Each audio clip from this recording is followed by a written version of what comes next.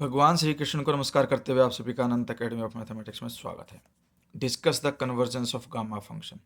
पहले तो आप मेरा चैनल सब्सक्राइब कीजिए, उसे शेयर कीजिए और गामा फंक्शन से पहले अब तक जितने भी मैं 12-13 इंपॉर्टेंट थ्योरम अपलोड कर चुका हूँ, उन्हें अगर आपने नहीं देखा है, नहीं समझा है, तो पहले उन्हें समझिए, फिर 1 बाय 1 करके आप समझते चलिए।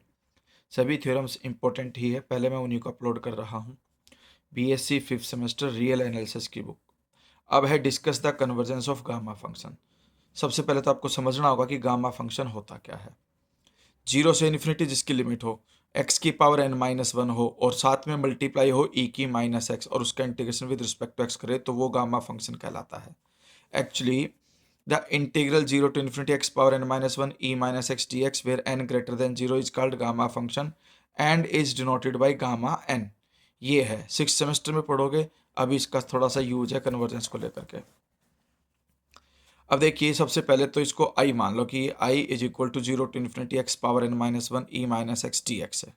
फिर जो लिमिट है 0 से इन्फिनिटी, इसको ब्रेक करो, 0 से 1 और 1 से इन्फिनिटी, दो इंटीग्रेशन बन गए। इसमें फर्स्ट वाले को i1 मानो, सेकंड वाले को i2 मानो और जो इसके अंदर फंक्शन उसको fx लो और उसमें फिर कंडीशन ये आ जाएगी कि जो x की पावर n-1 है वो डिनोमिनेटर में ले जाके लिख दो और जो पावर है उसका साइन चेंज हो जाएगा, यानी कि n-1 का जब साइन चेंज करेंगे तो -1 + 1 हो जाएगा और n का साइन चेंज होकर -n हो जाएगा। अब ये fx आ गया। इसके बाद हम कुछ कंडीशन देखेंगे। भाई the integrand f has infinite discontinuity at x is equal to 0, यानी कि अब आपके पास जो फंक्शन था वो फंक्शन ऐसा बन गया, F X is equal to E की पावर -x डिवाइड में x1 -n। ठीक है, अब अगर मान लो x की वैल्यू इसमें 0 डाल दो तो समथिंग अपॉन 0 नॉट डिफाइंड, लेकिन ये पावर पॉजिटिव होनी चाहिए तभी ये वापस न्यूमरेटर में नहीं जा पाएगा। अगर ये पावर पॉजिटिव है नीचे तो वो ऊपर नहीं जाएगा, इसलिए नॉट डिफाइंड होगा। इसलिए पॉजिटिव का greater than 0, 1 -n greater than sorry ये -n यही रहेगा, 1 उधर जाएगा -1, फिर नेगेटिव हटाओगे तो लेस देन 1, यानी कि लेस देन 1 के केस में ये नॉट डिफाइंड होगा। तो यही इन्होंने लिखा है कि integrand f has infinite discontinuity at x equal to 0 in 0 to 1 if n is less than 1। ये इंटीग्रेशन की लिमिट थी 0 से 1, n लेस देन 1 है तो 0 आपका इनफाइनाइट डिस्कंटिन्यूटी का पॉइंट आ गया। And i1 is proper integral and hence convergent if n is, देखो लेस देन 1 के लिए डिस्कंटिन्यूटी का पॉइंट आ रहा है लेकिन ग्रेटर देन और इक्वल 1 के लिए नहीं आ रहा है, तो इसलिए वो प्रॉपर होकर के कन्वर्जेंट हो जाएगा। अब हम 0 पे चेक करेंगे। 0 पे चेक करने के लिए हम क्या करेंगे, सबसे पहले gx लेंगे 1/x पावर 1 - n, क्योंकि जो डिनोमिनेटर में फंक्शन होता है उसी की वजह से वो नॉट डिफाइंड होता है, तो इसीलिए हम gx जो लेंगे वो 1 के अपॉन x पावर 1 - n लेंगे।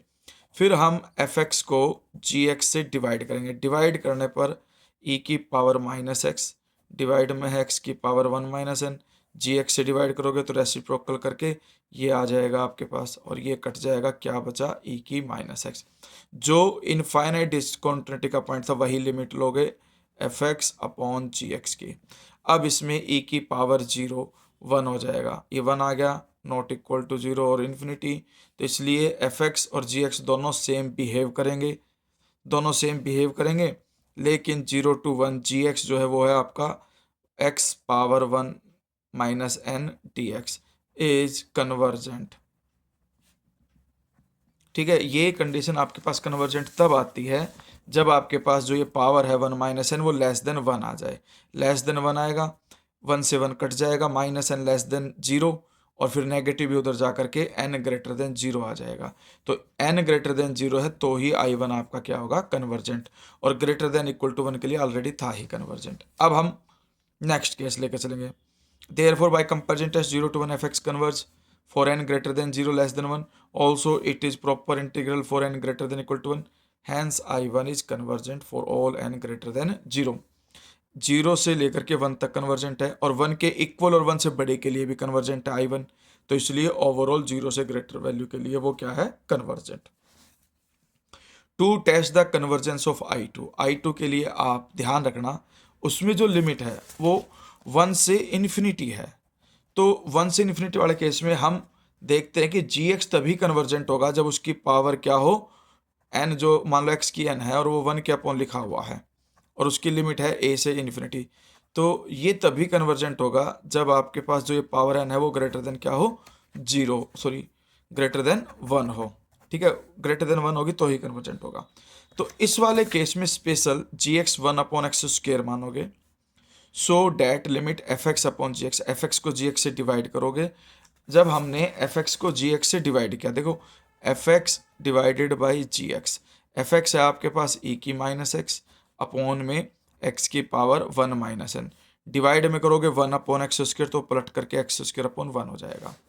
हम देखते हैं कि भाई ई की माइनस एक्स डिवाइड में 1 माइनस एन, 2 माइनस सॉरी ऊपर लेके जाओ इसको, यहाँ 2 लिखो, ये ऊपर जाएगा पावर -1 प्लस एन हो जाएगी। तो हम देखते हैं इसको ये लिख सकते हैं 2 - 1 1, 1 प्लस एन को मैं n+1 लिख सकता हूँ और ई की एक्स जो है वो डिनोमिनेटर में आ जाएगा। ये आपके पास F x upon g x की वैल्यू आई। अब इसमें जो लिमिट ली जाएगी वो इन्फिनिटी ली जाएगी, n tends to infinity f x divided by g x, infinity put up करोगे तो ध्यान रखना x की पावर n+1 है और n ग्रेटर देन 0 है, तो जैसे आप इसमें इन्फिनिटी पुटअप करोगे तो ये तो इन्फिनिटी आ गया, e की इन्फिनिटी, ये भी इन्फिनिटी ही होता है। तो इसमें क्या है, कंडीशन चलती जाएगी, इन एल हॉस्पिटल रूल लगेगा, हम जो 3rd सेमेस्टर में पढ़ चुके हैं। लगातार डेरिवेटिव करते करते एक स्टेज ऐसी आएगी कि ऊपर तो n+1 फैक्टोरियल आ जाएगा, नीचे अभी भी e की x ही बचेगा। ठीक है, क्योंकि पहले डेरिवेटिव किया फिर इन्फिनिटी बाई इन्फिनिटी फॉर्म आ गई, फिर दोबारा न्यूमरेटर डिनोमिनेटर का डेरिवेटिव किया फिर इन्फिनिटी बाई इन्फिनिटी फॉर्म आ गई। रिपीट करते करते हम देखते हैं कि x की पावर n+1 का n+1 टाइम्स डेरिवेटिव करेंगे तो वो n+1 फैक्टोरियल आ जाएगा। ठीक है, और अपॉन में e की x का कितने भी बार कर ले डेरिवेटिव e की x रहेगा। अब इसमें लिमिट इन्फिनिटी पुट करूंगा तो e की इन्फिनिटी तो इन्फिनिटी, ये एक फाइनाइट वैल्यू है, फाइनाइट अपॉन इन्फिनिटी क्या होता है, 0।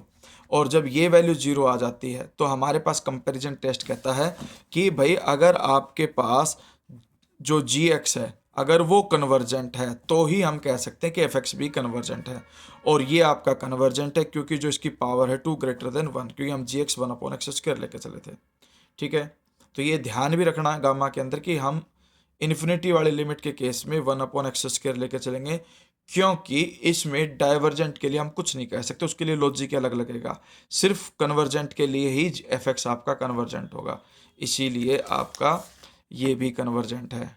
Bye comparison test the integral I2 is also convergent for all n, hence by 1 we conclude that the given integral I1 I2 दोनों कन्वर्जेंट आ गए, दोनों का सम कन्वर्जेंट होगा, लेकिन तब जब n ग्रेटर देन 0 होगा।